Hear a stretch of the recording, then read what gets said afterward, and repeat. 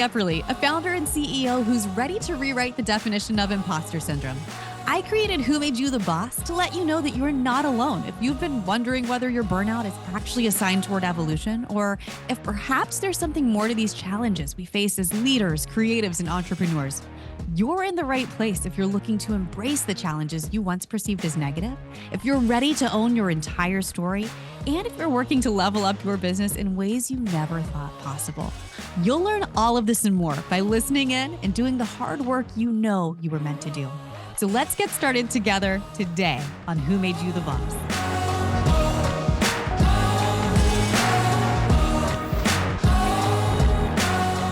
Hey listeners, good to have you back. Or for those of you who are joining us for the first time, welcome to Who Made You the Boss. We have such a good conversation prepared today with my new friend, Ashley Stahl, who is the founder of Wise Whisper Ghostwriting House. There she has helped more than 40 changemakers write their TEDx talks, and she's gotten 39 of those booked on TEDx stages. So in today's conversation, we dive into strategies for defining and delivering excellent customer service. And we talk about using self-audits to combat imposter syndrome and to build confidence. So if that's something that you find helpful, make sure you sign up for our newsletter at lindsayepperly.com/subscribe, as I will be releasing an additional 3-minute video where Ashley dives deeper into how she actually uses a body scan to tap into her intuition. And that's only going to go out to newsletter subscribers at lindsayepperly.com/subscribe. Finally, in today's episode, of course, you will be learning about all of Ashley's tips and tricks behind writing, booking, and optimizing TEDx talks in order to increase your influence as a thought leader. And she's actually been so generous to extend $1,000 off to anyone from the Who Made You the Boss community who would like to work with her team if you have a goal of writing and booking a TEDx talk. Just reach out to her at the link in the show notes, mention you heard about her on this episode, and you will get $1,000 off. So, TEDx Talk is not far on the horizon for me, and when I am ready to pursue it, Ashley's going to be my go-to girl, and you're going to see why in today's conversation. Let's dive in with Ashley Stahl.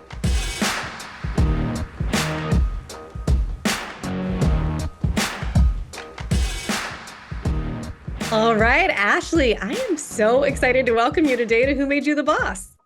Thank you for having me. You know, you and I got to know each other recently, which was such a fun kind of kismet conversation where I felt like we had so much in common. And having now followed you and listened to a lot of the work that you've been doing and kind of seeing how you've really taken the reins of your life, even recently, right? Like moving across country, starting this amazing new company, but knowing your story and the fact that you've done very similar big leaps of faith in the past, we talk about this show a lot. You know, the whole concept of who made you the boss. The joke is you made you the boss. And I would love to hear a little bit more about what gave you permission to do so, right? Like what inspired you and gave you the confidence to take the reins in each of those scenarios and really become the boss of your own life?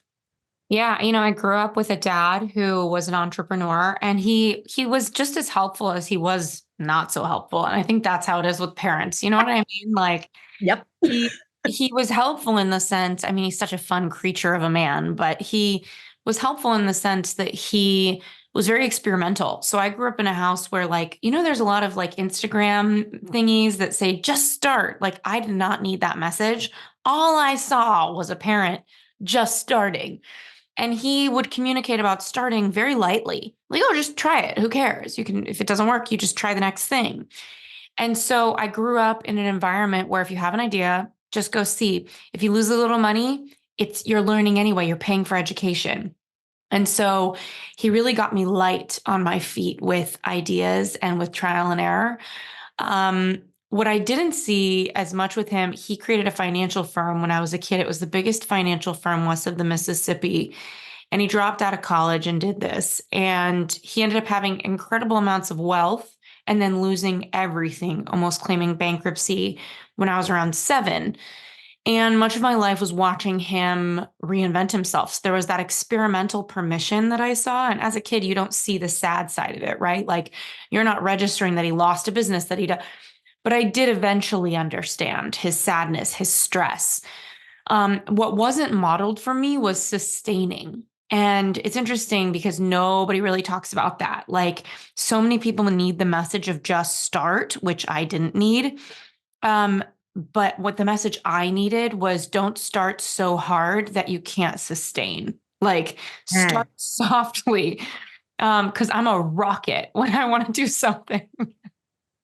Yes. Oh my God, that resonates so much. My husband jokes that my motto should be anything worth doing is worth overdoing because I'm the same way. Yeah, that's so funny. Yeah, it's like we could just go balls to the wall. And then it's like I wake up 5 months later and I feel like I got hit by a bus. It's like, what just happened? What you're really describing then is burnout, right? Yeah. Yeah, So what exactly. did those moments look like for you? How did you get yourself out? I have been so boundaried about my time, and it has been my saving grace because, and I think anyone who's listening, if you're a coach, you have a coaching practice, it's so easy to want to be accommodating, and we do, right? And I've actually thought a lot about what does good customer service mean?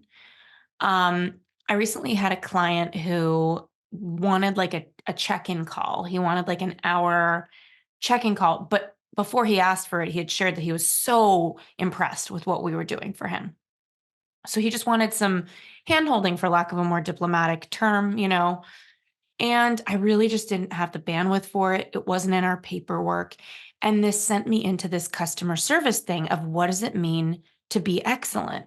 And I realized that in like the hospitality space, it might mean something that's industry specific, right? So in the travel space, that probably means giving people free things that they didn't even know they would get, like the bottle of wine in the Yeah. hotel room, the free meal, the free dessert, whatever.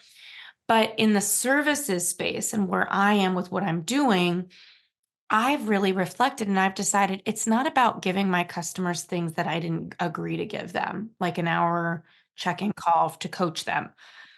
It's about giving them what I said I would give them in spades, like excellence. I think we live in a world right now where people are kind of desensitized, where entrepreneurs are not worth used to spending money on things that are not worth their money, spending money on services and being a little disappointed when they get them. I have really gotten clear for myself. It's not about burning myself out by offering things that I didn't agree to offer, because I think that's where burnout is. You can structure your life if you're clear on what you're offering, right? Like, I know in my business, this is our offer, and I can structure my calendar around that.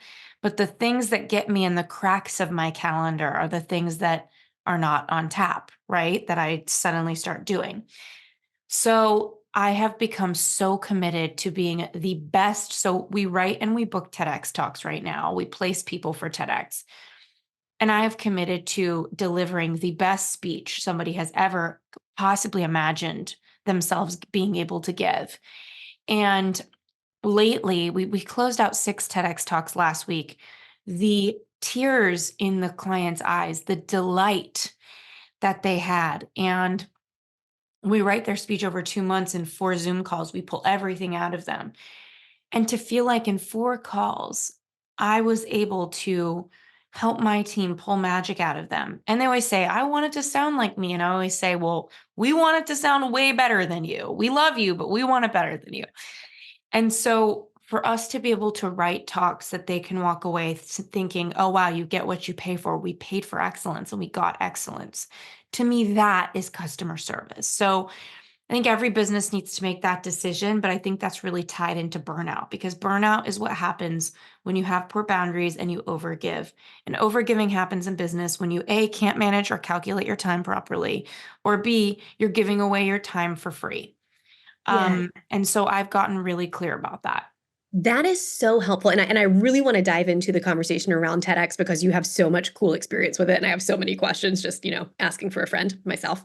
And before we do that, though, everything you just said, I'm going like praise hands over here because it really and truly the travel agent industry is a service-based industry. And as is coaching, as is many of the listeners that we have out there who I think heard that what you just said, it resonated with this idea of, yeah, actually, I do get to define what customer service is. That's the catch of it all, right? The funny part is that we get to make the definition of what customer service is for each of our businesses. Yeah. But what I'm really curious about is how do you craft that no when you go back to the client, right? When they ask for that and it's something outside of that scope, you're like, I do this brilliantly, but the answer is no, I'm not going to spend an additional hour because that's not right. Like, what? How did you do that? How did you navigate that? Well, first of all, I think learning your contract and learning your process as a business is huge. So at the beginning of writing and booking TEDx talks, our contract was vague because we didn't know what we didn't know about what we would need to get this done. As I learned, okay, we don't need 6 Zoom calls, we need 4. We need to bill an hourly rate if they need any edits beyond a certain point, which by the way, not one client has needed that hourly rate. So we shortened the time, we got more focused, and nobody's needed the extra time, but having something like that. So I've been able to say, I feel really sticky because I really want to help you, but my bandwidth doesn't permit. Mhm. We have an hourly rate that our team can execute on for you if you want this done. Some clients, I think, we're up against people's mental health. We're up against people's personal development all the time. And I learned that a lot when it comes to hiring talent. Like we are as entrepreneurs constantly facing where people are at in their mental well-being and what their bandwidth is and their capacity is to regulate themselves and handle day-to-day work. I had a trial with a chief of staff, and she was a great woman, but also a very emotional personality type. And I just thought, okay, an emotional personality type is not going to do well managing a large team because there's a lot of emotions going on there. And so to me, that was an issue of either A, her being clear on what her career path really should be. Like, are you really a chief of staff if you become a very emotional person? And the role of a chief of staff is to manage a lot of people's emotions. Or is that personal development? That's for her to find out. I think I'm always doing this work on myself. Um, but I'm constantly having to navigate other people's personal development or lack thereof in the business world. So having really tight contracts, really clear on what you're agreeing to do, really clear on what you're offering. If you're moving too fast and you're not slowing down on your contracts, you're doing yourself a disservice because you might be moving fast on the front end, but let me tell you, nothing starts to slow down quite like an unhappy client, where now you need to look at the contract and figure out the exit clause and figure out, and then they're threatening you. And is there defamation? People talk about your comfort zone in entrepreneurship and I think that as a society, we think a lot about how comfort zone means the things we're going to go do, right? Like, I'm going to go pitch myself for that opportunity, or, the guy that's newly dating is going to go ask the girl out at the grocery store. Like, that's getting out of the comfort zone. But what people don't talk about with entrepreneurship is getting out of your comfort zone isn't necessarily doing things. It's about facing things, receiving things, Mhm. right? So I think as entrepreneurs, nobody really says, oh, like people say you're going to get out of your comfort zone. This is going to be really hard, but they don't explain why. And I think that what I've nailed down is why is that you're constantly facing things that are incredibly uncomfortable. And a lot of it has to do with your own self-development, but a lot of it has to do with other people and what chapter they're in of their own growth. And so you're going to have people who are litigious and they have no grounds to be that way, right? Like a bajillion years ago into my entrepreneurial career, I paid $50,000 for like a YouTube soundbite that I really liked that I put in my course portal. And the, musical artist attorney found it and said, you can't be using our music on your portal. So it's like, that cost me 50 to $100,000. So the things we face, the personalities, the emails, the problems, the requests, more than ever, we need to put practices in place in our day-to-day life to keep ourselves well. And it's even more true for somebody who's in charge of hundreds of TEDx talks. Like our team has written hundreds of TEDx talks. Our booker has booked over 1,200 TEDx talks, placed more than 1,200 people at a TEDx event. So, we're good at what we do, but in order for me to stay good, I need to stay regulated because nothing kills your peace quite like being distracted by someone else's agenda. Yeah. Well, and Everything you just said too, the topic that we talk so much on Who Made You the Boss is imposter syndrome. And that just kind of kept coming up in the back of my head of like, that sounds a lot like imposter syndrome. That sounds like, and especially when it comes to the point you just made about as entrepreneurs, what we have this extra burden of responsibility. And because we are always trying new things, and to your point, the new thing is often solving the new problem. But what do you do in those moments, or do you have these moments, right, where you've got this new problem, you're like, I feel so out of my depth on this one, right? Like no one's ever taught me how to fix this particular lawsuit threat or this particular personnel issue or whatever it is as an entrepreneur. How do you step into essentially your power in the face of that type of imposter syndrome? Mm. There's this thing that I developed for job seekers. So I got my start in my career in national security. There were like no women there. So, I mean, there were a few, but that made me start a career coaching business and leave Obama administration. And during that, I created online courses for job seekers and became an expert in webinar writing and all this stuff. And I did this thing in one of my job hunt courses called the truth test.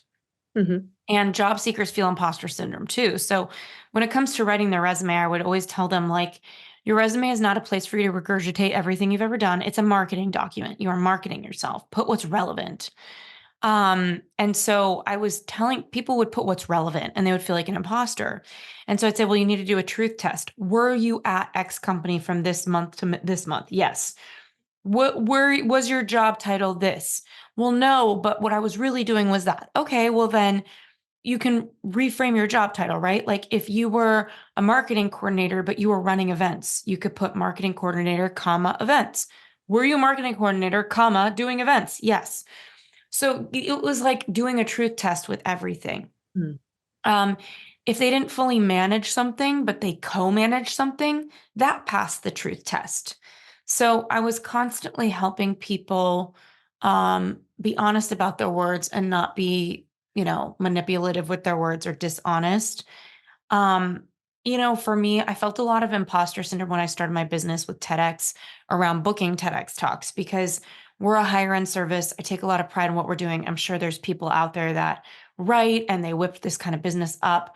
We take it really, really seriously. We all identify as artists. A lot of our writers have sold movies and sold screenplays and written New York Times bestselling books. So we are at a standard for ourselves that is very high. And with that, it's easy to get imposter syndrome on my end because we're charging high end rates. We want to because we do high end things. And our writers are one piece of the puzzle. The other piece of it is the bookers, right? Having people book. When I just started, I could not believe because there's so many people coming in saying, wow, you guys book the TEDx talk. That's such a project for us to get that done. Like, that's so wonderful. You do that. You write it and you book it. But the reality is, there are many of us in businesses where we have to rely on other people to get things done in order to be in integrity with what we are offering and charging for. And that's a really hard feeling. I think it's especially hard in industries like PR because there's no slam dunk guarantee, right? Like publicists will just pitch and pitch and pitch their clients for TV coverage without knowing if the client is actually going to get coverage. So I think in my case with TEDx, it's like the bookers is very that, right? Like we are doing a numbers game. We have some methods. Our bookers have been around the block for a decade. So they, have Rolodex of people we have relationships with. And we have 100% success so far, minus one person out of 40 who we couldn't get booked. So we have such a good booking rate, but obviously being at the mercy of a process to get the result has brought up imposter syndrome for me. And to be honest, sometimes the answer is self-development. Sometimes the answer is slowing down and letting yourself have a proof of concept. And so for me, it was about slowing down my business, not signing clients as fast until I saw that we were able to book 40 TEDx talks in a row, minus one who had a thick Italian accent, loved her, but the curator said they couldn't understand her English. So we ended up having her go do a speech in Italian at home. But point being, that's pretty much 100%. That gave me the removal of the imposter syndrome. Was like, we've done this too many times. So Yeah. sometimes you need to charge less, show yourself what you can do, and not be so hungry and so speedy that you are out of integrity. The other times it's not about the outside, it's about the inside, and whether it means doing a little truth test with yourself, et cetera, et cetera. Yeah. That's all really, really helpful, especially just getting those reps in, right? Like that does help you eventually overcome that feeling of imposter syndrome. And I'm curious when you're talking about the truth test, because let's rewind even further back. The reason you even got into this new business with TEDx is because you had an you've done two TEDx talks, right? Yeah. But Yeah. your second one went viral. I mean, you're in the top 80. It's gotten 9 million views at this Yeah. point. I Yeah. mean, it's amazing and it's a beautiful talk. I'm going to link to it in the show notes too. You did such a wonderful job with it because you tell the story. It's so gripping at the very beginning and you're just brought completely into what your family experienced. There was a kidnapping scam, and because to your point, you previously worked in national security, you had there was a lot of validity to this scam. Yeah. And the listeners, you just have to go click on the show notes and check out the actual YouTube video. But I want to talk about the whole concept behind that was that you created a U-turn, YOU. And then Yeah. that became your book and that became your podcast. But in it, you even talk about the whole idea of a self-audit, which sounds a lot like this truth-telling Yeah. system. Right? So, Yeah, that's interesting. I never thought about a self audit in that way, but it is somewhat of a self audit in a different way. I originally thought self audit was like one of the most important questions I ask in that TEDx talk is what do you know that you wish you didn't know?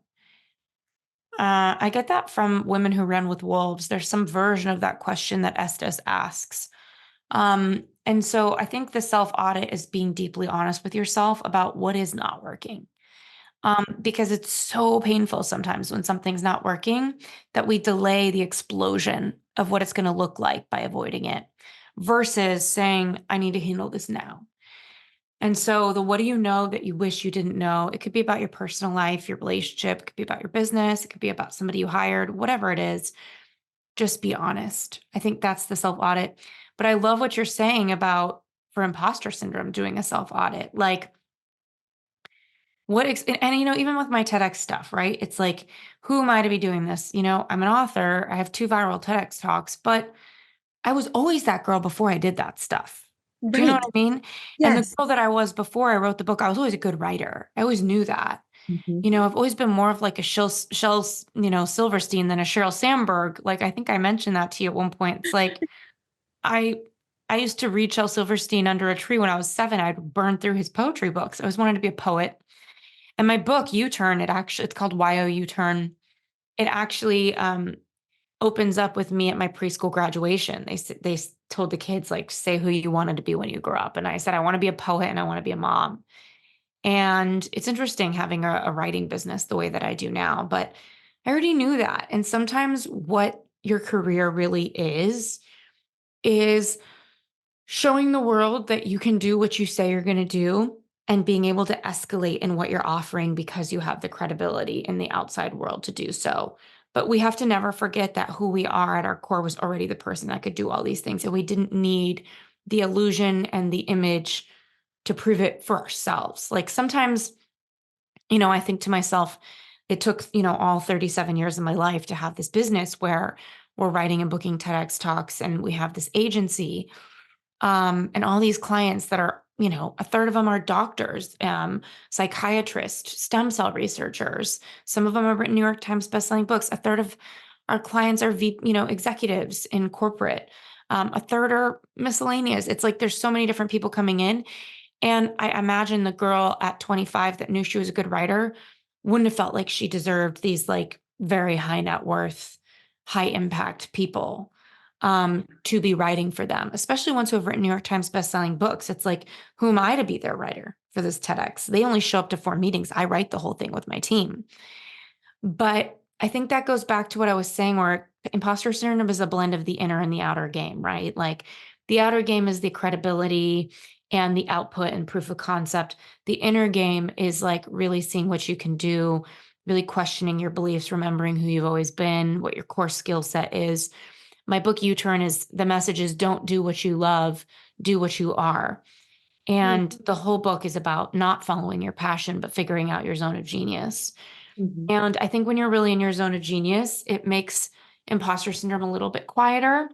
But obviously, every time you climb upwards, it's new level, new devil. It's like, okay, I'm comfortable with my price point being here, but now due to overhead, it needs to be there. Oh, I feel so sticky about that, right? So it's like we always have these new levels. And my wish for anyone is to know who they are beyond the business services and offerings that they have and what that zone of genius is that they have to offer. That's so powerful. I share and actually a recent solo cast, and I'll link to this story of when I first got into the luxury travel industry. It reminded me so much of what you were just talking about when it comes to now you're working with ultra high net worth individuals who have PhDs to their name and, like probably very intimidating conversations. And Right. I remember, being a 19-year-old and going to the St. Regis Bora Bora for a site inspection, right? And like staying at this hotel that had just hosted Nicole Kidman. And here I am in the like 4-course dinner that night, not even knowing what fork to use and going like, oh my God, I wish I didn't know that I don't know what fork to use, right? Like it's an interesting question. And I hope the listeners take that away, that question of what do you wish you didn't know? That's how you put it, right? What do you know that you wish you didn't know? You know that you wish you didn't know. Some people know that, like, I think a lot of people don't go to the doctor when they know something's wrong. Yeah. I think it's interesting. This is so weird, but like my dog, you saw my big German Shepherd. He Yes, I like do, started sir. to have bad breath like 6 weeks ago. And it was just a thought. I'm like, God, he has such bad breath. So gross. Like, what's going on with him? And then my boyfriend just saw a little growth next to his tooth. And so I'm taking him to get it removed this week and to get it checked out. But that's such a little example of like a little whisper. And my Hmm. company is called Wise Whisper because we believe in intuition and the power of that. So it's a little wise whisper to me, right? Like, this breath smells different. I've been with this dog for 4 years. Like, what changed? And I didn't grab onto the whisper because it wasn't high stakes enough in my head, right? But some people know things about, they have a business partner they need to part ways with. They have an employee that they really need to let go of, and it's not working out and it's not serving them. And so I think knowing what you know is very inconvenient and taking leadership around the things that are actually going to change. But I think courage is where like innovation happens, Hmm. Hmm. and unless you have the courage to know what you know, you're never going to innovate and create to the extent that you truly can. Yeah. Yeah. And I love that wise whisper. I mean, that's your intuition, right? Yeah. It's all about tapping in to what you really know that you Yeah. wish you didn't.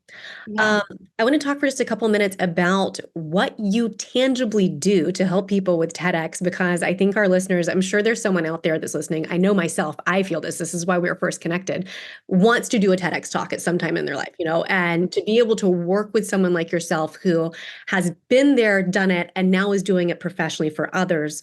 What does that process look like? Tell us a little bit more about that.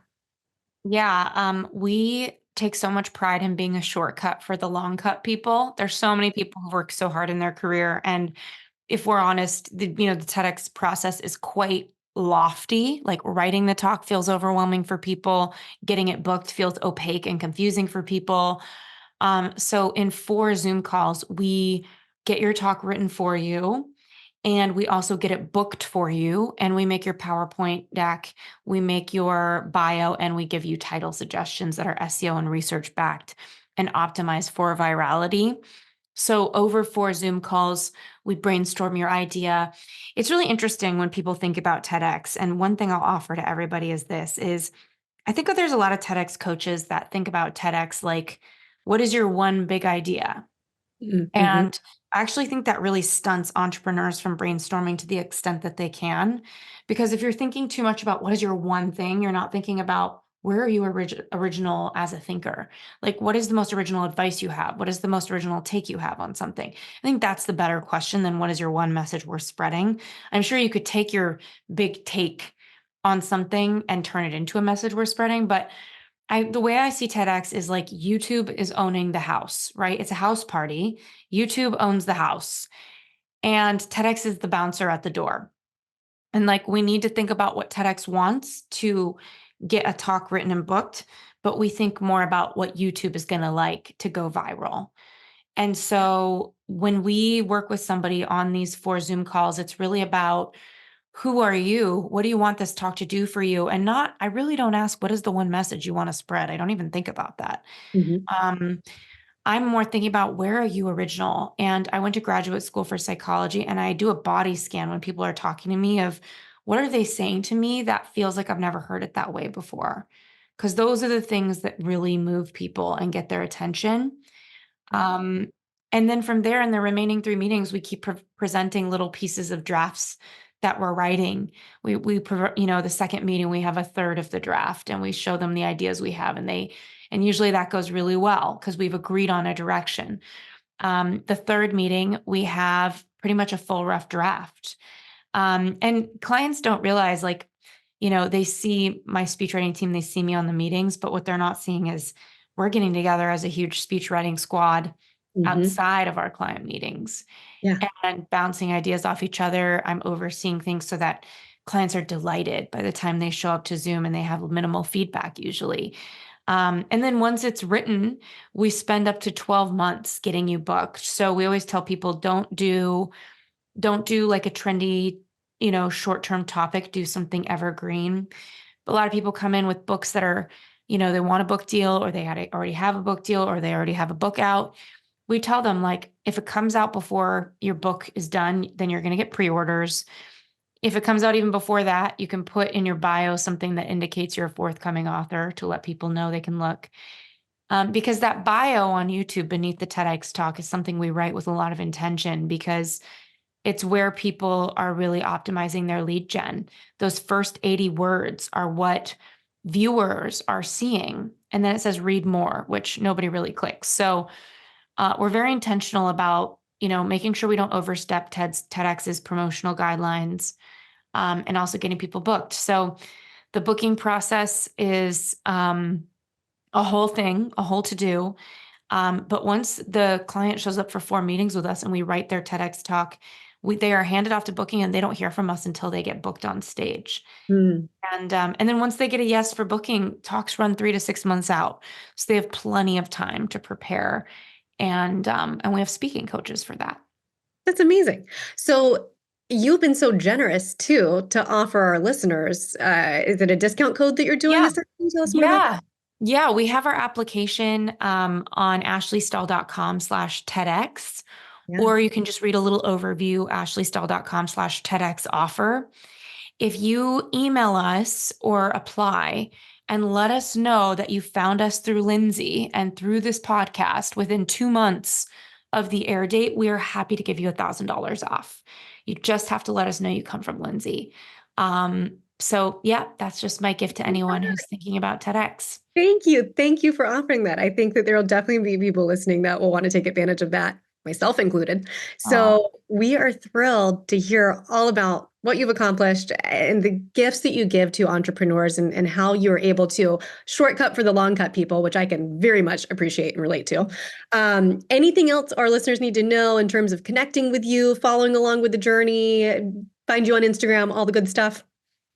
no, I mean, honestly, my book is everywhere books are sold. If people are reflecting on themselves and who they are, that's what the book is really about for your career path. But I would say, really, I'm just TEDx girl these days, writing and booking these talks for people. So thank you so much for having me. Thanks for being on, Ashley. Oh, one last question before you go. One that we ask everyone Yeah. is, what made you smile today? My dog, he's so Jupiter. silly. Jupiter, he's such a silly boy. Honestly, I feel like animals are just it. Like, if you're thinking about getting one, and we're actually writing a TEDx right now for someone who their message is not about adopting a dog, but fostering a dog. Because a lot of rescues can take dogs off the euthanasia list if they just have more fosters, people that are going to take them. And it's such a great way to decide if you want a dog. It's a helpful way to decide if you want a dog. So we're writing a TEDx talk about that right now. Animals are just it to me. I love that. Thank you. That made me smile today too. Meeting Jupiter made me smile today. Yeah. All right. Thanks, Ashley.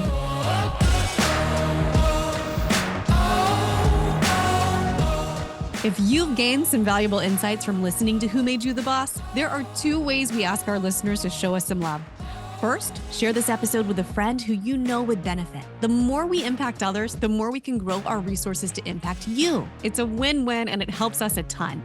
Second, if you'll take a moment to leave Who Made You the Boss a 5-star rating and review on your favorite podcast platform, that helps us continue create meaningful work, and it just makes our day. Thank you, listeners, for being part of this journey. Until next time, keep leading, keep learning, and keep being the boss of your own incredible story.